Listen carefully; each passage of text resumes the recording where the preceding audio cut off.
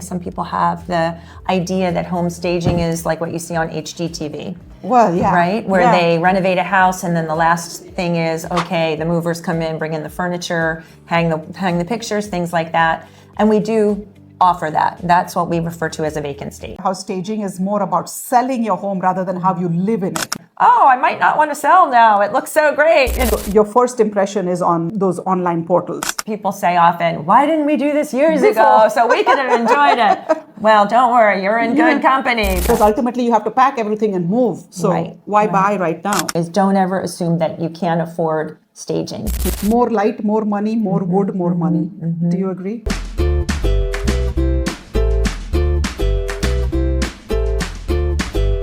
Hi Laura, thanks for being here today with us. I'm here with Laura Ernst, the professional stager that makes houses shine before they go on the market. So here to talk a little bit about her, about what she does, the process of staging and all the fun stuff. Right, Laura? Thank you for having me. Yeah. So first, for my audience who don't know you, tell us a little bit about yourself. I've been home staging for about 12 years. I did not go to college for interior design or staging, I'll be honest about that. I've had several friends that had difficulty selling that we quickly transformed their house and all of a sudden they got multiple offers.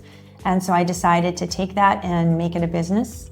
And I've been staging for, like I said, about 12 years. 12 years, that's fantastic. And I have to endorse you. The reason you're here today is that Laura did some amazing work for me as well and made this vacant property, which didn't have a whole lot of oomph, made it shine. And, of course, it shows so much better in the pictures and stuff, right? Thank you.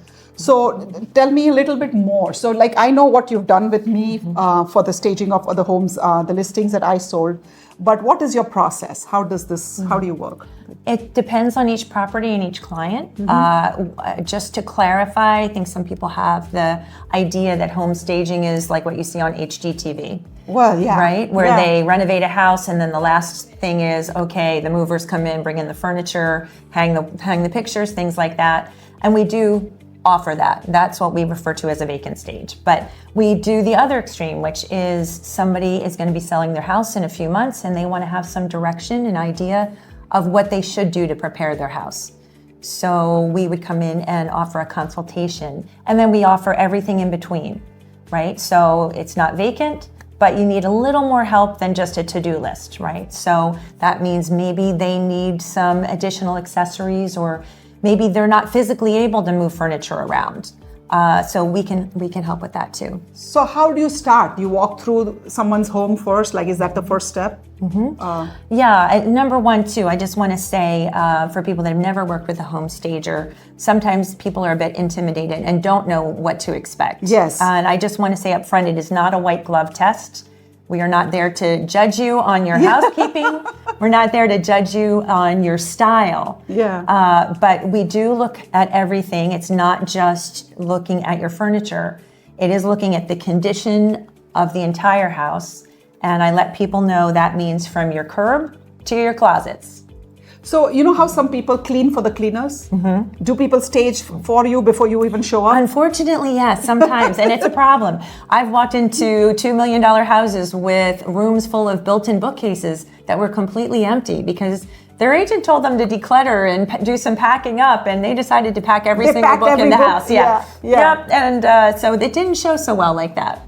So they feel the need to clean up for you, to declutter for you. It's like, oh, the stager's coming, but hey, it's your job. You're going to help them do that. Ideally, because sometimes people do take it too far. I mean, I have had houses that, they've got a lot of young kids and you can barely walk in the door because there's toys all over the place. I get it, believe me. But yeah, you don't need to feel self-conscious or to prepare. So while we were talking a little earlier, you said that sometimes you called in so way in advance, okay, I'm going to sell my house in March, but in October, I'm having this conversation with you about what needs to be done. So walk us through that long-term kind of process. That's the ideal situation. I mean, we do on occasion have something where, okay, we want to be on in 2 weeks. That's not ideal, especially in the case of a house that's had a lot of deferred maintenance. Yes. Which is sometimes the case, or things need to be freshened up and you need to have contractors come in. And that's difficult because, it takes some lead time to get that. So we like to come in and really look at things through some fresh eyes. what I find is that people kind of don't look at their houses closely like we do. Because we were there the whole time, so we blocked it, right? Like, yes, we have our favorite chair in front of the TV, and that works for us. Yeah, one of the things we talked about was, if for somebody that's trying to stage their own house, or how do they prepare if they can't use us? The first thing I would tell you is try coming in through your front door.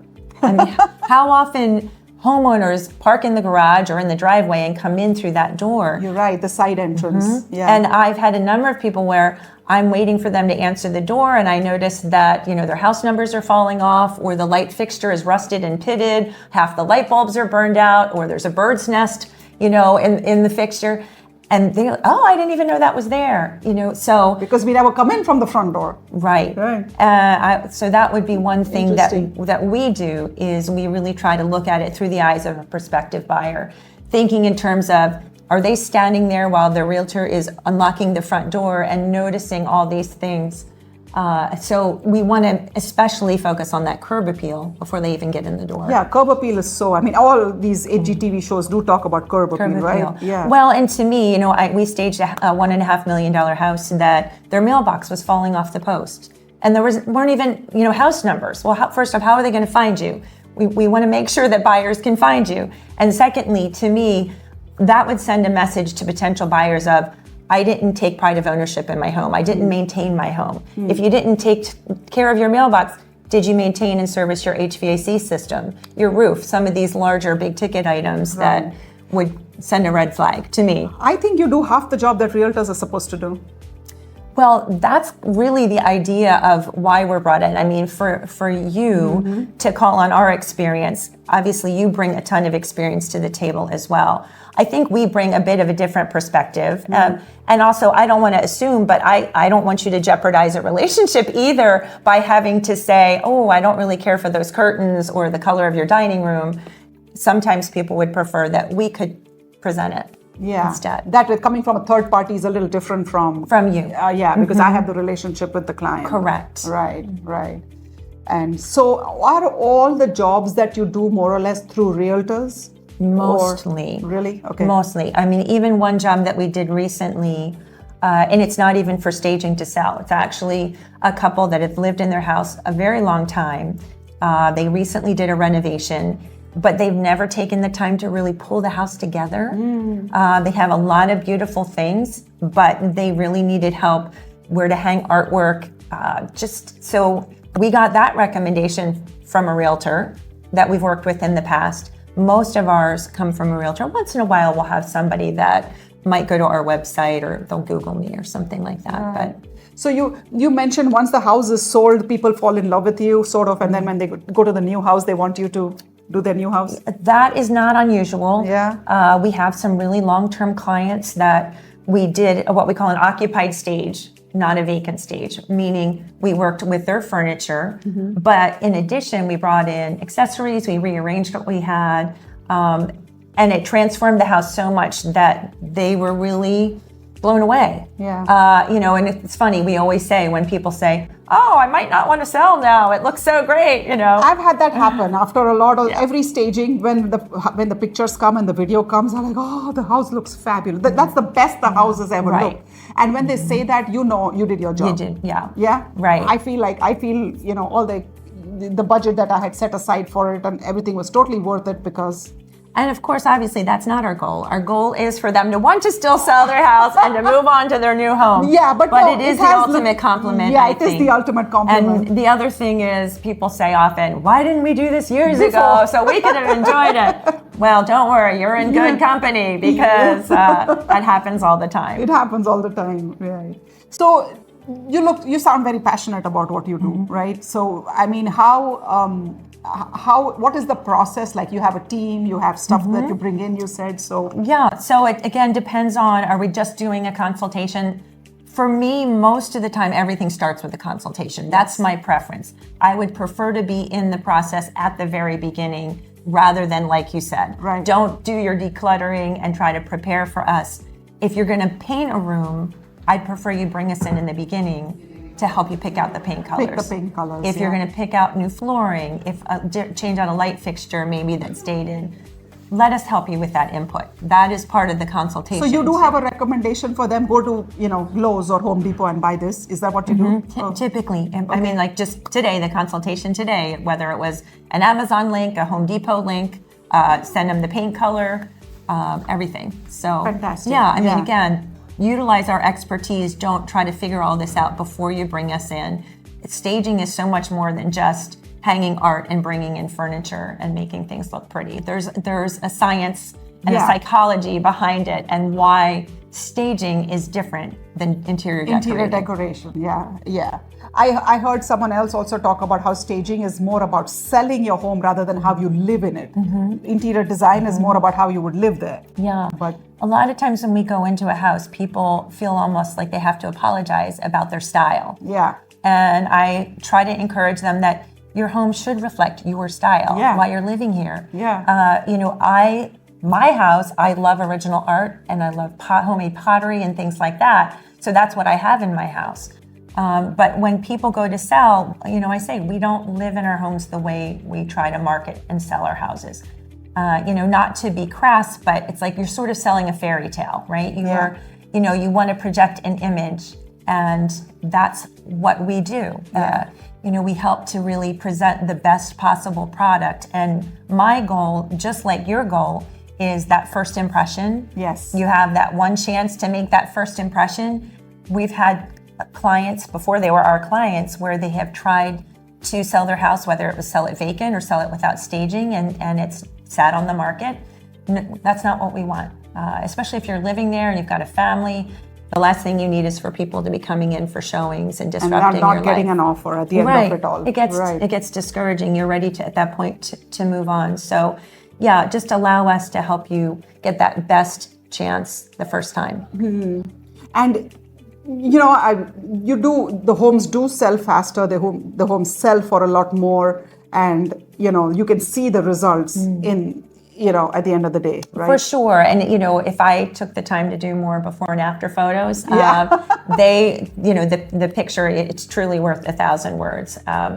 But if we were to show what the same room would look like afterwards, sometimes they're small tweaks and sometimes they're major. Major. And sometimes it's just one minor tweak but makes a huge impact too, right? I mean, that happens too. For sure. What I tell everybody right now is, your first impression is on those online portals. That's where everybody's going. Even sometimes before they call their realtor, the buyers are looking at the pictures and then deciding if this house is worth pursuing. Correct. Right? Yeah. So that picture or the video that they see online is so huge, and I know during the strong markets there were agents taking iPhone pictures of and it bothers me when you see all the clutter and the house sold, and I often ask myself, how much more would the seller have gotten had they just invested some time in some professionals? Right. And I think a lot of people, not having worked with a stager, they don't know, is it $300? Is it $3,000? Good point. They have no idea of what the cost is. Right. So first thing I would say is don't ever assume that you can't afford staging. There are a lot of different levels of staging, whether you decide,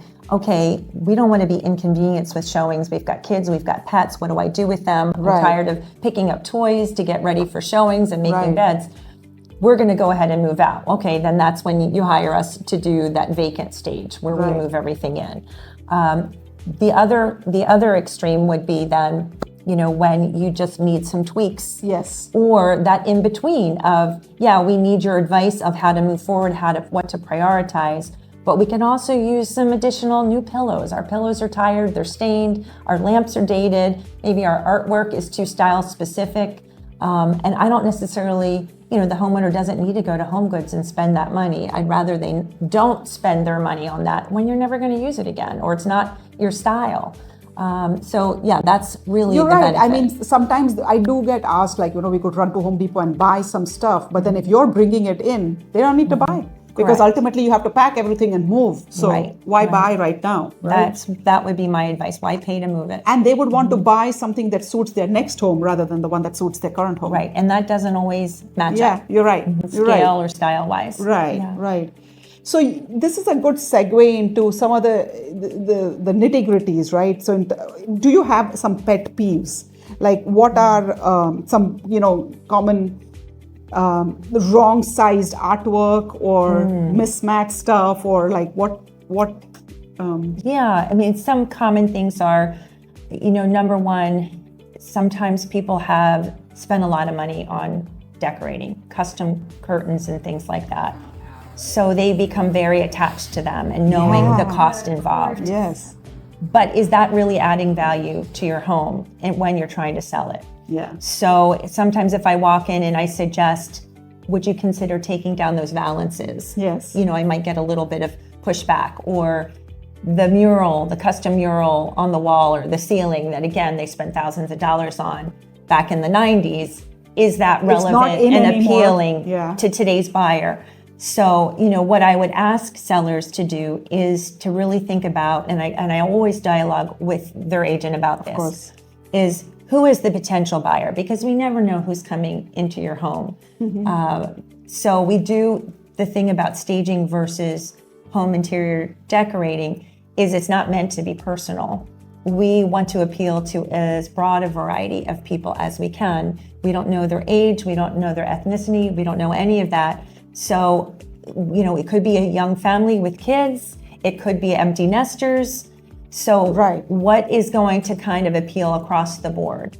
And so, yes, if I'm going into a home that is heavily laden with lots of dark antiques and very ornate things, we might say, let's kind of freshen things up a little bit. Let's try to lighten it up a bit. Am I going to reinvent the wheel? Probably not. But at the same time, we're always going to try to be respectful of the home's architecture. I'm not going to just try to shoehorn a generic whatever into your house because I think it makes it feel modern. If it doesn't feel right, I'm not going to do it. To your point, sometimes people do hang artwork too high or too low. That is my pet peeve, actually. Or like you're saying, the scale. I've gone into houses where they either have a really small piece of art on a large wall or vice versa, where it's kind of shoehorned in there. And I'm like, oh, it's a little too much. So that's... my pet peeve is where they have artwork a certain distance from the sofa. And they think that they have to go halfway between the ceiling and the back of the sofa. And you want it to relate to the item that it's over, for sure. Yeah, that is my pet peeve, really. But again, not everybody thinks like that. We're not all skilled. Like you come to my house and you'll think of 15 other things that you would have done, to fix.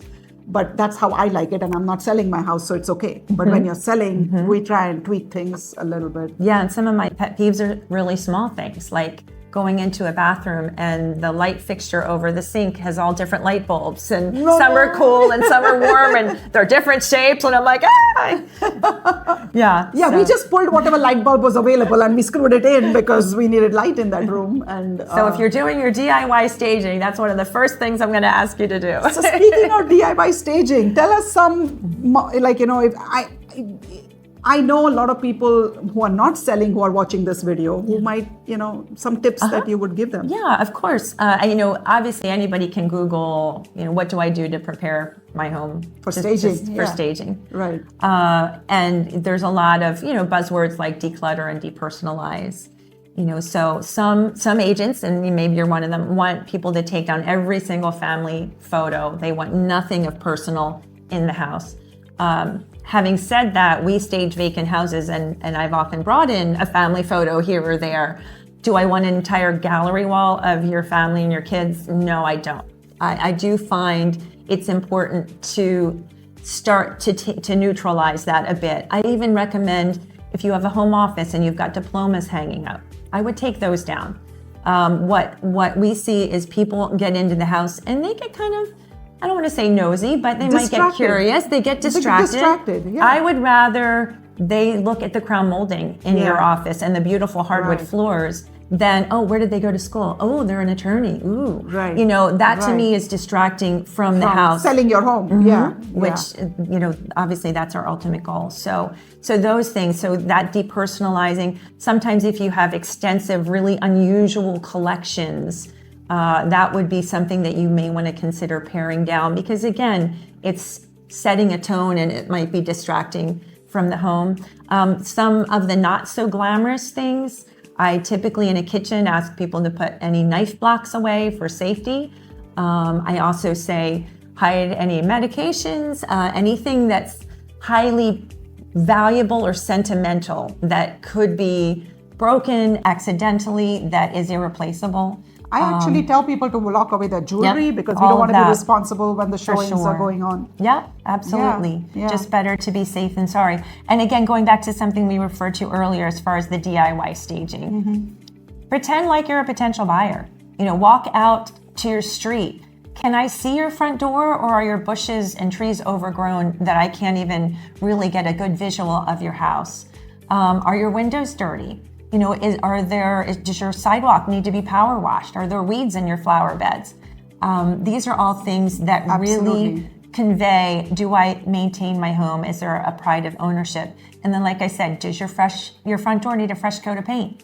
And then what is it like when I walk in the front door? The house I was in today, I could tell within 10 seconds of being in the house, they had cats and dogs. So the smell of your house is important. Am I asking you to bake cookies and light candles? No, because sometimes I feel like that just, sends a message of I'm trying to mask something. But the best scent is clean. I have a thing about those Glade plugins. Yeah, I hear ya. So there are people who are allergic to those Glade plugins. So I have had situations where my clients had plugged them into their home, and some of these were vacant properties, rentals, I heard from the agents, the showing agents, saying my client couldn't even stand inside that room because they're so deathly allergic to that they had to run out of the house. They're highly sensitive to fragrance. I agree. Yeah. So those plugins are not a great idea. Yeah. And it's going back to the DIY, really one of the best things you can do is to make sure that your house is as thoroughly clean as you can. You can clean enough. I think you can clean enough, Even if that means, if you have a regular house cleaner that comes, say every other week or something, look into getting a deep clean. That's a totally different thing from a maintenance clean where they're just dusting and vacuuming. Right, and because that's a total turn off, right? For buyers who walk through, if the house isn't very clean. Yeah. Do you have thoughts around plants and greenery? Yeah, for vacant houses, we do bring in artificial plants because it's kind of, I don't want to say a necessary evil, but every room benefits greatly from a pop of green or to kind of inject something living into the room. Sometimes we go into houses, neutral is such a trend, which I can certainly appreciate, but to have that bit of color, especially at different times of the year, whether it's the middle of winter where everything is so drab and you just want some green. I'll often recommend if you want to get some fresh flowers to have a flower arrangement on your kitchen counter. That's great. If you're in the time of year, whether it's spring or summer, where you can have pots out front that have something. Again, that is making your house seem inviting. It's giving that color that'll look nice in photographs, and it's sort of setting the tone for what's inside. Right. Yeah, our goal is always, from that first impression, whether that first impression is online in the photos or when they're walking in the door, to want people to see more. Right. Well, I have one more question. The HGTV does all kinds of, not HGTV, sorry, Zillow. Zillow does all kinds of surveys, and so I read somewhere that white with bedding and stuff is in. Like they actually had statistics of homes with white bedding sold for more than, which I want to question that study. I can't imagine how they were able to figure that out. But what about bedding? What do you? Well, it's funny you say that. I've actually, in terms of decorating, I'm seeing a trend away from white. Okay. Hotel style crisp white bedding has sort of always been the standard. White fluffy towels, that spa type feeling in your bathroom. Right. A lot of the decorating trends have been more relaxed. And the beds are a bit more of a casual feel. Even the term wabi sabi or japandi, where it's more about texture and layers and comfort. Just making it look inviting as opposed to necessarily a real standoff feel. You know for what? the bedding. You know, the bedding, one of my pet peeves in hotels is once you get into it, like it's stuck Too in tight. so tight. It drives me crazy. Right. You can't move your feet in Yeah, there. and I'm a tall person, and it doesn't cover me then, Right, and I'm like right. scooting down, and Right. yeah. Yeah. So rather than have it feel so cold and hotel-like, you want more layers and A little warmth and bit. textures. Yeah. Yeah. I think to me, I see a lot of trends with staging. If you think in terms of a model home, they're always over the top, right? Yeah. You walk in and there's the dining table and it's got like 8 layers of chargers and plates and napkins and glass and all that. And that used to be the trend with staging as well. And now it's more, nobody lives that way. Nobody lives that way. Yeah. So who are we kidding? So Yeah. and if I've got somebody living in a house, do I really want them to have to be moving plates and stuff out of their way every time they want to sit down to eat? No. Yeah. I mean, sometimes we'll stage an island, we do centerpieces, but even that, I mean, I even find flower arrangements, they're much more relaxed. It's almost like you went out and cut wildflowers in your yard. And you just threw them in a and you put them in. vase. Yeah, absolutely. Yeah. They are not these over the top ornate arrangements. Yeah. So things do change. Right. I mean, don't get me wrong. I mean, hotel style white bedding is always a classic, and it's it's great for the hotels. Yeah. Right. Well, and if you, frankly, too, if you have a dark bedroom to brighten it up, I think it's definitely a help to do that. That helps, right? But otherwise, if your walls are white and your bedding is white, and I mean, we need a little something going on, textures, a little personality. and colors. Yeah. Yeah. So, there are homes that are really charming and, they have those nice details sometimes, but not in the area that we're living. We're talking right now in the Exton area and, Northern Chester County. And a lot of the homes here are sort of those big box builder, cookie cutter homes, which almost look the same. What would you recommend to make them look a little like it's the same floor plan? Like we even talk about the model, like, it is this model in that community, so everybody knows what we're talking about. Right. So do you have any recommendations for how you can differentiate actually your home relative to? Yeah, I mean, one of our goals is not just to take away any negatives, but to elevate your home. Yes. Yes. And to maybe inject some wow factor. Because absolutely. I find if people are online on Zillow or whatever, looking at house after house, what is going to make your home stand out? Yeah. So there's a term called like a memory point. So if you see a dozen houses in a day, oh, wow. what is it about that house that's going to be that memory point? Oh, that one's the one that had the great backyard. Oh, that one's the one that had the walkout finished basement. Or, so we want the memory point associated with your house to be a positive thing, not like, ooh, that was the scary, or the house that had that weird smell or things like that. So, again, starting, you make sure your landscaping looks as good as it could possibly be. Maybe paint your front door a different color.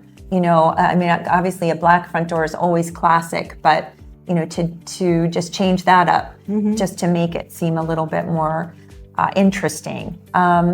Also, just how you have your artwork and things like that you decorate with. So it's cohesive. That feeling when people walk through the room it's a cohesive. There's definitely the importance of cohesive. So we don't necessarily want your house to be like a crayon box. When people walk in, where this is the blue room, this is the... That is interesting. Crayon box, I like that. But at the same time, we don't necessarily want to come into everything gray and white and a little blah. So for certain pops of color, if that's through throw pillows, flowers, rugs, maybe. Yeah. I mean, obviously, we want to show off hardwood floors, but to warm up a room and to ground a space by putting a beautiful area rug. Right. And again, whether you have it, you're going to buy it, or if it's something we could bring in. That would be, that's it. I knew of another stager who always said, more light, more money, more wood, more money. Do you agree? Yeah, I mean, I tell people we're selling light and space. So, and to show off hardwood floors. Now, sometimes I don't want it to feel like a bowling alley either. And we've all probably walked into houses too that are a lot of hard surfaces that have that kind of hollow, echoey feeling that isn't, I want it to feel warm and inviting. Yes. Yes. Absolutely. We want light. When there's showings and open Right. houses, have all the lights on. You are big into open up the window the blinds and everything. Yeah, for the most part. Now, for me, a lot of time, depending on the type of, straight panel draperies are in. So, have them back, don't have them swagged back. Yeah, the swag is done, Yeah, right? Swag. As far as your blinds, depending on the type of blind, you don't always want them completely up because sometimes they disappear. Right. So I like to have them maybe a third of the way down. Okay. Because I want them to see that they're there. And that's staying with the house. Because that's staying with the house. Yeah. To me, that adds value to the house. If I'm moving into a house and I don't have to go and purchase all new window treatments, Absolutely. That's a plus. that's a huge plus. That's a plus. And you need them right away for privacy. So, yeah. Yeah, privacy Yeah. and light control for Right, sure. Right. Yeah, so definitely light, wood floors. Yeah. But you're going for warmth, textures, inviting. That's That, and when we come back into a house that we've staged as a vacant home, and we can tell people have been sitting on the couch because we can tell by the pillows, things like that. That's a good thing. We want people to stay and linger. We find, number one, when you look at a room that's photographed without furniture, it's very hard to get a good feel for the scale. yeah. And we had the conversation earlier about a house that was completely gutted, beautifully, redecorated. They tried to sell it vacant. They wanted to save money and not have to stage. But rooms actually appear smaller when they're empty, which seems like a contradiction. Right. But the buyers are thinking, will my queen size bed fit in this bedroom? Right? yeah, and that case with that house was people were saying we can't even fit a queen size. We actually could have fit a king size bed in there, but we chose to do a queen. We had 2 good sized bedside tables, a full size dresser. And now they don't have to visualize, they can see it for themselves. Right. Yeah. A lot of times I know they don't have and to me, I also feel, honestly, I've done this with so many buyers over 14 years that I have been doing this.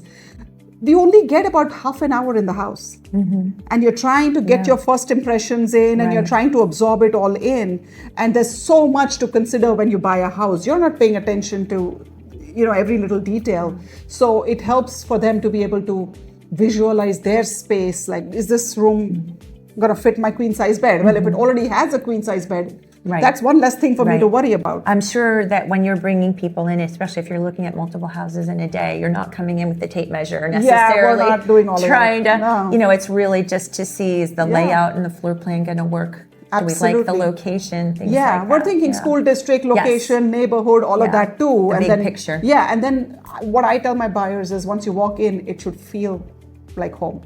Like, just that X factor, as you call it, right?